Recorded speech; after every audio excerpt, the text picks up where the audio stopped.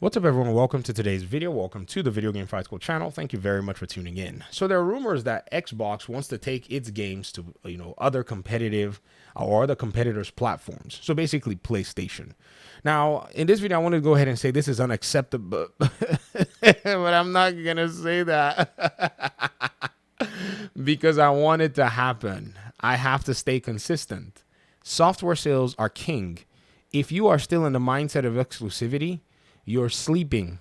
At the end of the day, if you're making video games and you're a big hardware video game provider, you have to sell software to be able to make money.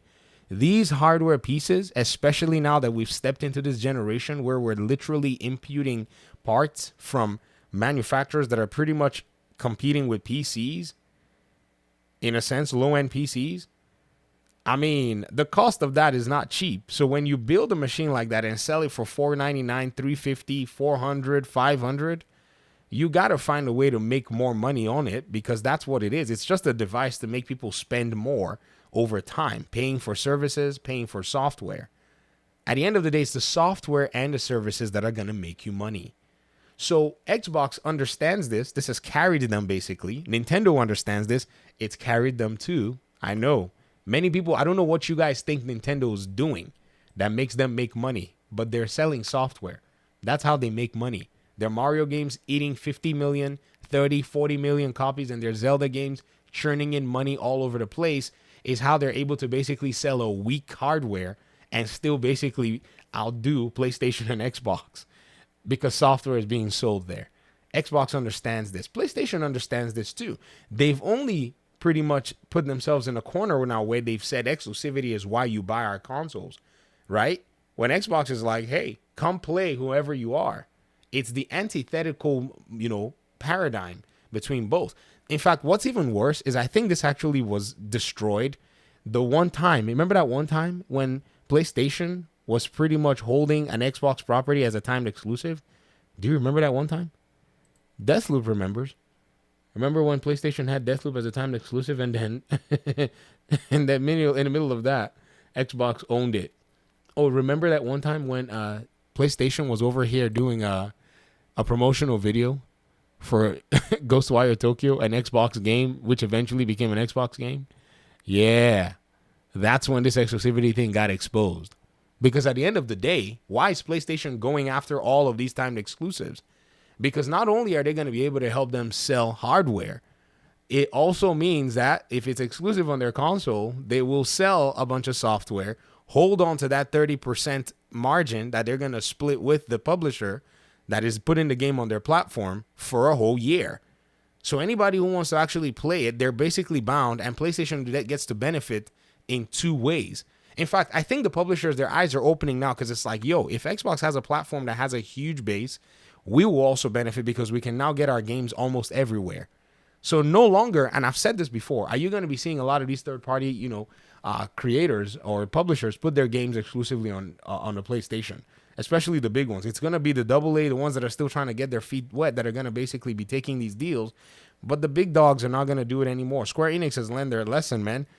They've learned very harshly that, man, their Forspoken game, it ate dirt when it came to sales. And the Final Fantasy 16 game could not shine because it didn't have PC as a backup. PlayStation players mostly will buy Call of Duty, which farms money for Xbox. And they'll buy Fortnite, which farms money for Epic Games. And they'll play all these games that, for them, FIFA games and so on and so forth. I even saw someone post on here, and I have to be very, very frank, I was quite shocked to see this from somebody who, they support Xbox. Because this is the problem. Whenever you eventually overly extend yourself into, consolidating and maybe swearing allegiance, I don't know what it is, with the console, you end up doing stuff like this that doesn't seem logical.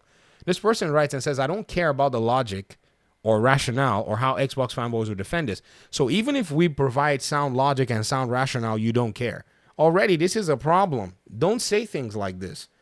Be willing to grapple with the reality and the truth. And then he went ahead and said this: you're doing a major service to your user base, and tags Phil Spencer and Sarah Bond if you continue adding Xbox published on other platforms. I really hope this is not true. We don't know if it's true yet. It's just a rumor. But if it is, or if it does have some truth to it, then you're talking about people who are looking into the future to understand that the console whole paradigm is basically fading away. I said this is fine. Xbox needs to farm dollars. At the end of the day, it's who's got the bank. Xbox used Game Pass to farm dollars. Obviously, PlayStation knows that, and in their leaked documents, they're freaking out, saying that their pillars are outdated. They got $1.5 billion that Xbox is gaining on them that they have to make up. They can't even go and make their subscription service bolster because in their own documents, they say budget is a constraint. They want to start doing, partnership, revenue share with other companies. This is in their documents. Go read it. Call of Duty is farming dollars on PlayStation. Starfield is farming dollars on PC. Indiana Jones is allowed to farm on all platforms if this is the truth. And this is a big if. The logic is sound. How would Game Pass stay effective? Because if they make money on software sales, services will most likely be better. How would Game Pass stay attractive? You got to go out there and let people know this is what you're missing. Exactly.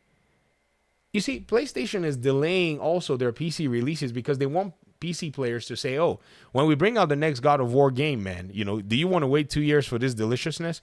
The problem is with the consoles, these are machines that are, for the most part, less effective than a PC, because a PC player can say, I could take that $500 and I could change my whole PC config and have a bowstring machine that will last a whole different, that will basically, skip multiple generations in regard to your hardware. So there's nothing that, you're actually pretty much giving me. So basically it's an eat this $70 if they bring their games to, all platforms. They're already bringing COD to PlayStation for 10 years. So what people are going to look at on PlayStation is, hey, should we eat $70 or should we go get Game Pass if we want to play Call of Duty? If they're doing it for Call of Duty, why not just do it for other games as well? And somebody came and was saying, Game Pass growth is going to stagnate and level off then. If the customer base begins to understand that most, if not all, Xbox software will come to their existing PlayStation, Nintendo storefront, then customers will just wait. Notice this happens with Epic and Steam storefronts.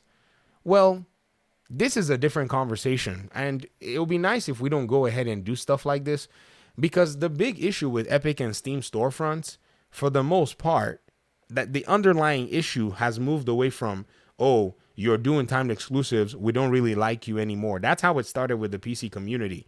I literally was following a lot of the Steam subreddits and seeing what people were saying. They just said, we're not coming to Epic Games. Screw that, right? But then the second layer is Epic Games does not provide as good of a platform in terms of functionality and in terms of all kinds of perks that Steam does provide. I use both of them. I take all their free games, but I hardly even want to log into the Epic Games launcher for video games. The only thing I want to log into the Epic Games launcher for is Unreal Engine, because I dabble into game dev and I like looking at, a lot of the stuff that's, the latest and the greatest out there in that realm. But that's about it. I mean, that storefront is actually pretty decent. The developer side of the Epic Games storefront, that's the one side many people see is the gaming side. But if you click your Unreal Engine, you go to the marketplace, you see what it is that they're doing there. It's actually pretty cool. So at the end of the day, it is one of those things where when you ask, people are not necessarily comprehending the argument and are saying, then if they don't have their exclusives, then things are going to level up. Epic did exclusives. Alan Wake basically suffered from, basically poor sales, in my opinion. I mean, when they brought the numbers out, they were not impressive at all. It was an Epic Games exclusive.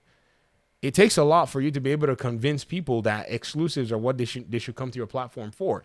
It's not necessarily working unless you have a unique selling point, which Nintendo happily has for making family and kid games, whereas everybody else is making the same games that everybody else is making. There's nothing quite phenomenal that Xbox is going to make today that some other studio out there is not going to come out and actually slap all over the place. Same goes for PlayStation. There's nothing unique that PlayStation is going to make that another studio is not going to come in and lecture their developers based on the beauty of their games. Case in point, when Neil Druckmann finally admitted that Elden Ring was just a phenomenal game. Give me that talk in the comment section about, PlayStation exclusives. Blah, blah, blah, blah, blah. No, they're not the only ones that know how to make good games. They probably make games that appeal to you, that look good to you. However, some other publisher that comes out of nowhere or has always been established in the industry can easily come out and take their cake. So knowing this, your best bet is to make your game available to as many platforms as you possibly can. including the refrigerators, the PlayStations, the ovens, the toasters, the smart TVs, the Teslas, your cell phones, and your PlayStation 5 and 6 and whatever else the heck you're going to be playing your game on. Simple enough. Very sound strategy, if I may say. And they don't need to throw everything on there.